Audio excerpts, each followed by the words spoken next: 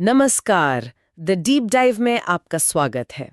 आज हम कानून की एक ऐसी अवधारणा पर बात करेंगे जो दिखती तो कम है पर होती बहुत अहम है। ये है अपराध का दुष्प्रेरण, मतलब अबेटमेंट ऑफ एन ऑफेंस। हमारे पास कुछ कानूनी दस्तावेज हैं जो बताते हैं कि ये क्या है, कैसे होता है और इसकी क्या आप कह सकते हैं परतें हैं। तो आज हम यही समझेंगे कि किसी को उकसाना या मदद करना या साजिश में शामिल होना, कानून इसे कैसे देखता है। चलिए शुरू करते हैं फिर। सबसे पहले ये धारा 46 ये बताती है कि दुष्प्रेरण होता क्या है। दस्तावेज कहता है कि कोई व्यक्ति अपराध का दुष्प्रेरण तब करता है जब वो या तो किसी अपराध के लिए उकसाए या फिर कोई ऐसा काम करने को कहे जो अपने आप में अपराध होता, अगर वो काम कोई सक्षम व्यक्ति उसी इरादे या जानकारी से करता जो उकसाने वाले की है। थोड़ी सी उलझी भी भाषा है ना? हाँ, है तो कानूनी भाषा, पर आसान शब्दों में कहें तो अगर आप किसी को कोई जुर्म करने के लिए भड़काते हैं या उसकी मदद करते हैं या उसके साथ मिलकर प्लान बनाते हैं तो आप दुष्प्रेरण कर रहे हैं। और यहीं पर दुष्प्रेरक यानी अबेटर का रोल आता है। कानून सिर्फ ये नहीं देखता कि हुआ क्या, वो ये देखता है कि क्या किसी ने जानबूझकर, मतलब एक खास इरादे, इंटेंशन से या नॉलेज, जानकारी के साथ किसी को उकसाया या मदद की। ये जो मानसिक स्थिति है ना दुष्प्रेरक की, वो बहुत जरूरी है। हाँ, मतलब मन में क्या चल रहा था वो मायने रखता है। बिल्कुल। कानून अपराध के पीछे की जो सोच है, जो मंशा है, उसे बहुत गंभीरता से लेता है। सिर्फ एक्शन नहीं, इरादा भी।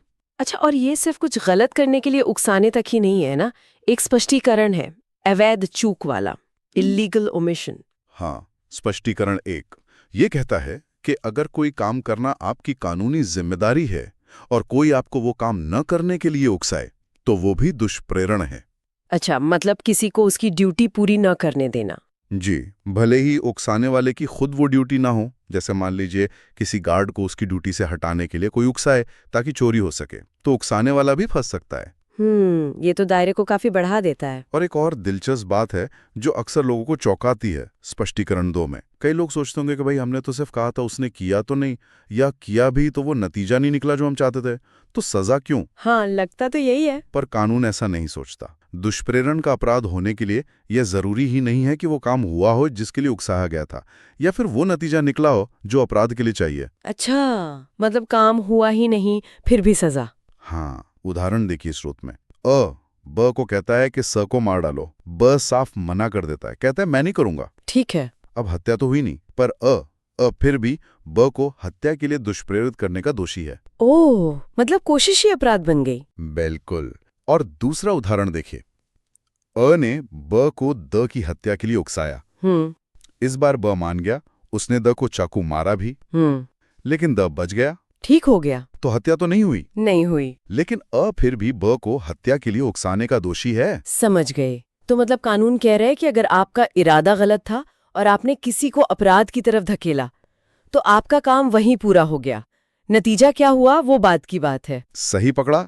जोर उस दुष्प्रेरण के काम पर है, उसके नतीजे पर उतना नहीं। अब देखिए स्पष्टीकरण 3। ये मामले को और भी दिलचस्प बना देता है। हाँ, ये वाला बिंदु तो सच में ध्यान खींचता है। ये कहता है कि दुष्प्रेरण का अपराध तब भी हो सकता है जब जिस व्यक्ति को उकसाया गया है वो कानूनी तौर पर अपराध करने में सक्षम ही ना हो, या उसका इरादा या जानकारी वो ना हो जो उकसाने वाले की है, या कोई गलत इरादा हो ही ना। ये कैसे? ये वाकई एक, आप कह सकते हैं, कीलक बिंदु है। यहाँ सारा फोकस दुष्प्रेरक के अपने इरादे पर है। सोचिए, अ का इरादा गलत है। वो किसी बच्चे को या मान लीजिए किसी मानसिक रूप से अस्वस्थ व्यक्ति को कोई ऐसा काम करने के लिए उकसाता है जो अगर कोई ठीक ठाक सक्षम व्यक्ति अ के इरादे से करता तो वो अपराध होता। हाँ। अब कानून कहता है इससे फर्क नहीं पड़ता कि उस बच्चे ने या उस अस्वस्थ व्यक्ति ने वो काम किया या नहीं, फिर भी दुष्प्रेरण का दोषी है। अच्छा, मतलब अगर किसी ने बच्चे को या किसी भोले व्यक्ति को इस्तेमाल किया तो वो बच नहीं सकता। बिल्कुल नहीं, जिम्मेदारी उसी की होगी जिसने उकसाया। उदाहरण ख देखिए। ज को मारना चाहता है, वो ब को, जो 7 साल से कम का बच्चा है, कोई ऐसा काम करने को उकसाता है जिससे ज की मौत हो जाए। बच्चा नासमझी में के बिना बताए वो काम कर देता है और ज मर जाता है। ओह। अब बच्चा तो दोषी नहीं है कानून की नजर में, पर अ को वैसी ही सजा मिलेगी जैसे उसने खुद हत्या की हो या किसी सक्षम व्यक्ति से करवाई हो। उसे मृत्युदंड भी हो सकता है। बाप रे, ये तो बहुत ही सख्त प्रावधान है। मतलब आप किसी की कमजोरी का फायदा नहीं उठा सकते। जी, यही सिद्धांत तब भी लगता है जब उकसाया गया व्यक्ति दिमागी तौर पर ठीक ना हो। उदाहरण ग है ना, ब को घर जलाने के लिए उकसाता है। ब मानसिक रूप से ठीक नहीं है, उसे समझ नहीं कि वो क्या कर रहा है, ये गलत है या कानूनी जुर्म है। वो के कहने पर आग लगा देता है। तो ब तो निर्दोष माना जाएगा। हाँ, ब ने अपराध नहीं किया, लेकिन वो घर जलाने के अपराध के दुष्प्रेरण का दोषी है। उसे वही सजा मिलेगी जो घर जलाने की होती है। और वो चौथा उदाहरण घ भी था, जहां इरादे अलग थे। हाँ, वो भी बहुत दिलचस्प है। चोरी करवाना चाहता है। वो ब को कहता है कि ज के पास से वो चीज ले आओ, पर चालाकी से ब को यकीन दिला देता है कि वो चीज तो मेरी ही है। अच्छा। अब ब बेचारा नेक नियति से उसे की चीज समझकर ले आता है। उसका इरादा बेईमानी का नहीं था, तो उसने चोरी नहीं की। लेकिन का इरादा तो चोरी का था। बिल्कुल। तो चोरी के दुष्प्रेरण का दोषी है और उसे सजा भी चोरी वाली ही मिलेगी, क्योंकि उसका इरादा तो वही था। तो ये सारे उदाहरण मिलकर यही दिखाते हैं कि कानून उकसाने वाले के इरादे को पकड़ता है, भले ही सामने वाला बच्चा हो, नासमझ हो या धोखे में हो। बिल्कुल। अब आते हैं स्पष्टीकरण 4 पर। यह भी एक कदम आगे जाता है। ये कहता है कि दुष्प्रेरण खुद एक अपराध है, तो दुष्प्रेरण का दुष्प्रेरण भी अपराध है। मतलब किसी को उकसाने के लिए उकसाना। हाँ, एक तरह से चेन रिएक्शन। स्रोत का उदाहरण से साफ करता है। मान लीजिए ब को कहता है कि तुम स को उकसाओ कि वो ज को मार दे। ठीक है। ब वैसा ही करता है, स को उकसाता है। स ब के उकसावे में आकर ज की हत्या कर देता है। तो स हत्यारा, ब दुष्प्रेरक। हाँ, बा को तो हत्या के दुष्प्रेरण की सजा मिलेगी। लेकिन कहानी यहां खत्म नहीं होती, क्योंकि ने ब को ये सब करने के लिए उकसाया था। तो भी फंस गया, उसे भी वही सजा। जी हाँ, भी उसी दंड का भागी होगा। कानून पूरी चेन देख रहा है। ये तो जिम्मेदारी को काफी पीछे तक ले जाता है। अच्छा, ये तो हुआ सीधे उकसाना या किसी के जरिए उकसाना। एक और तरीका है षड्यंत्र, साजिश। स्पष्टीकरण 5 इसी बारे में है। जी, कंस्पिरेसी। ये कहता है कि साजिश के जरिए दुष्प्रेरण करने के लिए ये जरूरी नहीं कि आप उसी आदमी के साथ प्लान बनाओ जो आखिर में जाकर अपराध करेगा। बस इतना काफी है कि आप उस साजिश का हिस्सा हो जिसके तहत वो अपराध किया गया। मतलब अगर एक बड़ी साजिश है और आप उसमें कहीं भी फिट होते हैं तो आप जिम्मेदार हैं। हाँ, खासकर संगठित अपराधों में ये दिखता है। उदाहरण देखिए, और ब मिलकर प्लान बनाते हैं जेड को जहर देने का। तय होता है कि जहर देगा, फिर ब ये प्लान सी को बताता है। ये नहीं बताता कि जहर कौन देगा, बस कहता है कोई तीसरा देगा। सी मान जाता है और जहर लाके ब को दे देता है ताकि प्लान के मुताबिक इस्तेमाल हो। ओके। फिर जहर देता है, जेड मर जाता है। अब यहां देखिए, और स ने शायद कभी आपस में बात भी ना की हो। हाँ, सीधे तो कोई कनेक्शन नहीं। पर स उस पूरी साजिश में शामिल था जिसके कारण हत्या हुई, तो स भी दोषी है और उसे हत्या की सजा मिल सकती है। ये दिखाता है कि नेटवर्क में कहीं भी होना आपको जिम्मेदार बना सकता है। अच्छा, अब जरा ये देखते हैं कि ये कानून लागू कहाँ-कहाँ होता है। मतलब अगर मामला देश के बाहर का हो, धारा 47 और 48 इसी पर है ना? ज्यूरिसडिक्शन की बात।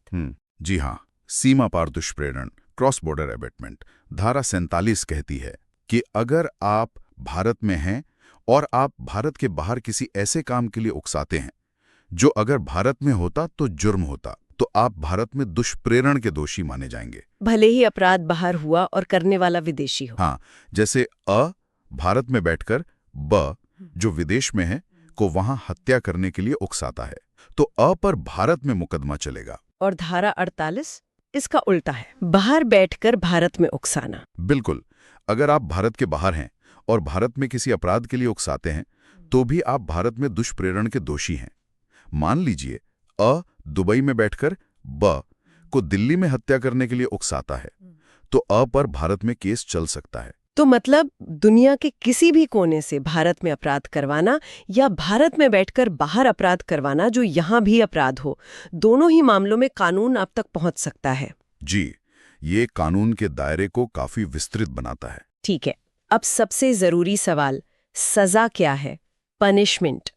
धारा 49 और 50। हाँ, सजा धारा 49 एक आम नियम बताती है। ये कहती है कि अगर उकसाने पर वो काम हो गया और उस खास दुष्प्रेरण के लिए कानून में कोई अलग सजा नहीं लिखी है, तो दुष्प्रेरक को वो ही सजा मिलेगी जो उस मुख्य अपराध की है। अच्छा, मतलब सिंपल, जैसा अपराध वैसी सजा। हाँ, अगर काम हो गया है तो।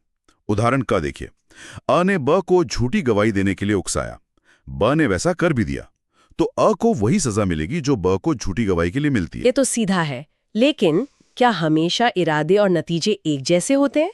मान लीजिए उकसाने वाले का इरादा कुछ और था, करने वाले ने कुछ और कर दिया। धारा 50 इसी के बारे में है। बिल्कुल सही। धारा 50 इसी थोड़ी जटिल स्थिति को देखती है। ये तब लागू होती है जब उकसाया गया व्यक्ति काम तो करता है, लेकिन उसका इरादा या जानकारी उकसाने वाले से अलग होती है। मतलब इंटेंशन मैच नहीं कर रहा। हाँ, तो ऐसी हालत में दुष्प्रेलक को सजा उस अपराध की मिलेगी जो तब होता अगर काम उसी के इरादे या जानकारी से किया गया होता। इसे ऐसे समझें, अ ने ब को सिर्फ चोरी के लिए उकसाया, पर ब ने चोरी करते हुए घबराकर किसी को जख्मी भी कर दिया। ओह, अब ब ने तो चोरी और चोट पहुंचाने दोनों का अपराध किया, पर अ को सिर्फ चोरी के दुष्प्रेरण की सजा मिलेगी क्योंकि उसका इरादा चोट पहुंचाने का नहीं था। अच्छा, तो सजा दुष्प्रेरक के मूल इरादे से जड़ी है, न कि करने वाले के बदले हुए इरादे या काम से। जी, ये एक बहुत अहम बारीकी है। ये न्याय को व्यक्ति के वास्तविक इरादे के करीब लाता है। तो इस पूरी चर्चा को अगर समेटना हो, मुख्य बातें क्या रहीं? मेरे ख्याल से सबसे बड़ी बात तो यही है कि दुष्प्रेरण कितना व्यापक है। ये सिर्फ अपराध करने तक सीमित नहीं, किसी को उकसाना, मदद करना, साजिश रचना, ये सब इसमें आता है। और ये तब भी लागू होता है जब अपराध हुआ ही ना हो या करने वाला सक्षम ना हो, मतलब गलत इरादा ही काफी है। बिल्कुल सही कहा। और ये हमें सिखाता है कि हमारी जिम्मेदारी सिर्फ अपने कामों तक नहीं है। हम दूसरों पर क्या असर डालते हैं, क्या कहते हैं, हमारी मंशा क्या है, ये सब मायने रखता है। यह आपराधिक कानून में जो इरादे का सिद्धांत है, मेंस rea, उसको बहुत मजबूती देता है। और ये सब जानने के बाद एक सवाल शायद हमारे सुनने वालों के मन में भी आए कि जब करने वाले का इरादा या समझ उकसाने वाले से अलग होती है, जैसा धारा 50 में देखा, तो कानून या हमारा न्याय सिस्टम जिम्मेदारी और सजा का सही तालमेल कैसे बिठाता होगा। और आज के ज़माने में जहां एक बात कहना, एक विचार फैलाना इतना आसान है, वहां किसी को प्रभावित करने और किसी को अपराध के लिए उकसाने के बीच की वो महीन रेखा कहाँ खींची जाए। ये सोचने वाली बात है कि हमारी नैतिक और कानूनी जिम्मेदारियों की हदें आखिर हैं कहाँ तक।